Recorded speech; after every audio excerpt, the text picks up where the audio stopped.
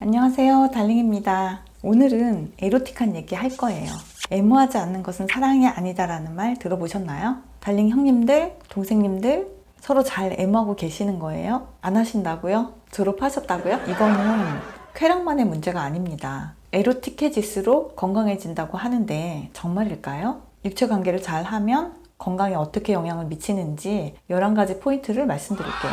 첫 번째는 정기적인 육체관계가 뇌 기능을 올려줍니다. 50살에서 83세의 남녀를 대상으로 인지능력 테스트를 한 결과 주 1회 관계를 하고 있는 참가자는 그렇지 않은 그룹에 비해서 언어 유창성과 공간 인지 능력이 높다고 해요. 일상적으로 육체관계를 하고 있는 사람들은 의식의 명료함에 관여하는 뇌신경이 늘어나는 경향이 있다는 보고도 있어요. 그리고 두 번째, 정기적인 관계를 하는 남자분들은 전립선 암에 걸릴 확률이 3분의 1로 낮아진다는 것을 발견했어요. 캐나다 몬트리올 대학에서 그 피험자 3,200명을 대상으로 4년간에 걸쳐서 추적 조사를 한 데이터이기 때문에 신빙성이 굉장히 높죠. 게다가 사망의 원인이 되는 중대한 질병에 걸릴 가능성도 19%나 낮다고 합니다. 건강에 생각보다 많이 도움이 된다는 거죠. 그리고 세 번째, 주 1회의 육체관계가 면역력을 굉장히 높여준다고 해요. 연구 대상은 대학생 112명이에요. 주 1, 2회 빈도로 하는 학생은 주 1회 미만의 학생에 비해서 IgA라고 하는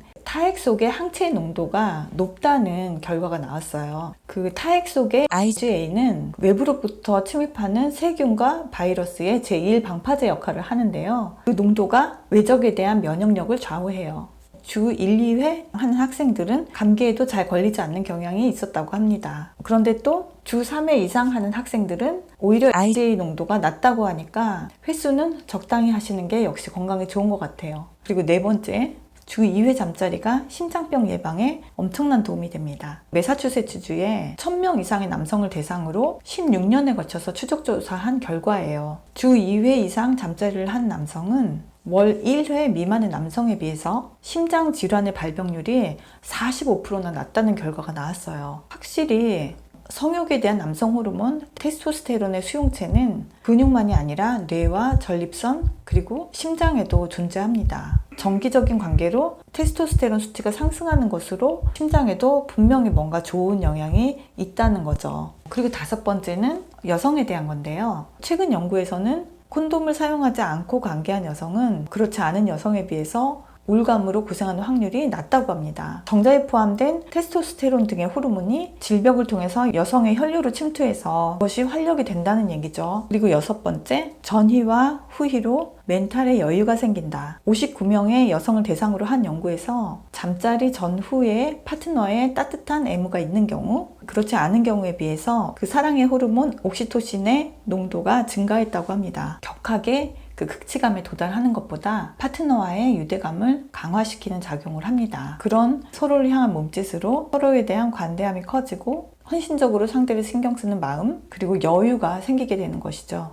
사랑하는 여성을 위해서 남성분들은 전희 후희를 게을리하면 안 될 것 같아요. 그리고 일곱 번째, 활발한 성생활은 동안을 만들어줍니다. 같은 60대라도 50대로 보이는 사람, 70대로 보이는 사람 있죠. 어려 보이는 사람들의 배경에는 건강한 생활과 질 높은 인생이 있죠. 그 조건의 하나로 잠자리가 포함되어 있습니다. 활발한 부부 생활을 보내는 사람들은 QOL이 높고 실제 나이보다 5살에서 7살은 젊어 보인다고 합니다. 언체인징 호르몬이라고 하는 DHEA가 오르가즘을 느낀 다음에 5배나 늘어난다고 합니다. 부부관계로 안티에이징을 지킬 수 있습니다. 그리고 여덟 번째, 자기 전의 관계는 숙면을 돕습니다. 18세에서 70세 약 460명을 조사한 결과 그 3분의 2가 자기 전에 관계하는 것으로 수면의 질이 향상되었다는 결과가 나왔어요. 여기에 또한 애정 호르몬인 옥시토신의 작용을 생각하게 되는 거죠. 그저 서로 쓰다듬는 것만으로도 옥시토신은 분비되지만 극치감까지 가면 더욱 좋습니다. 극치감 후에 옥시토신의 대량 분비로 기분 좋고 빠르게 숙면이 찾아오죠.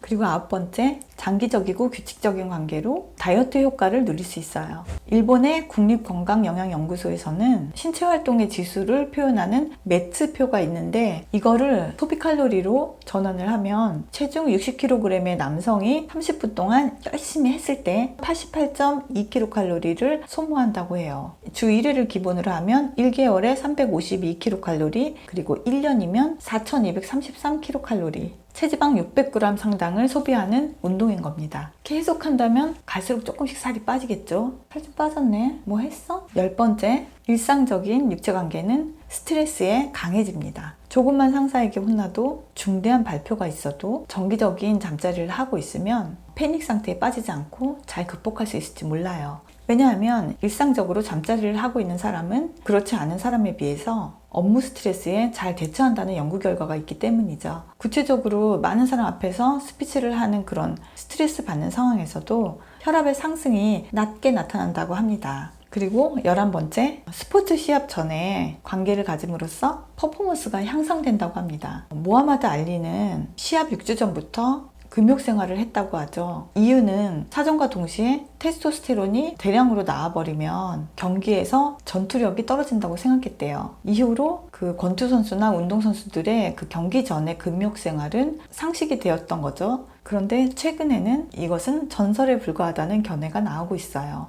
이태리의 성의학자는 성관계 후에야말로 테스토스테론 수치가 상승한다고 했어요. 캐나다의 가정의학과 의사는 뭔가 큰 이벤트 전에 육체관계는 아주 긍정적인 기분 전환이 된다고 했습니다. 평창 동계올림픽 때 선수들이 콘돔을 그렇게 많이 썼다는 게 이슈가 됐었잖아요.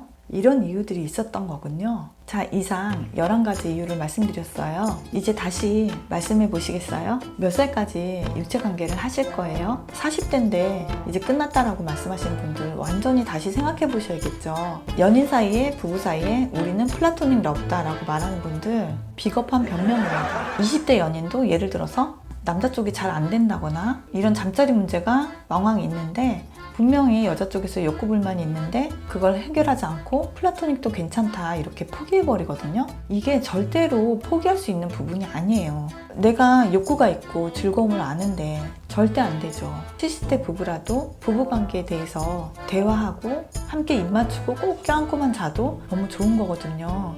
7, 80대 우리 선배 달링님들도 성욕은 20대와 다름이 없습니다.